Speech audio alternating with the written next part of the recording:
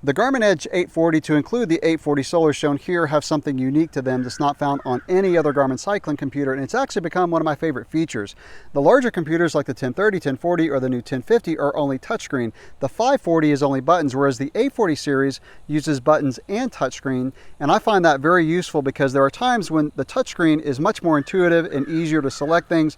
Then there are times when I only want to use the buttons. For example, I might have on sweaty gloves and I don't want to smear the screen, or I might have on winter gloves where the screen would not be as responsive, and instead of using the touchscreen to go through my data pages, I can use the buttons. Also, there is an option button on the top right that I use sometimes, and then there's a back button on the bottom right, and the layout is very similar to my Fenix 7 watch. So I've got the scroll buttons on the left, I've got the option button on the top right, and the back button on the bottom right, and that makes using both devices very familiar and very intuitive.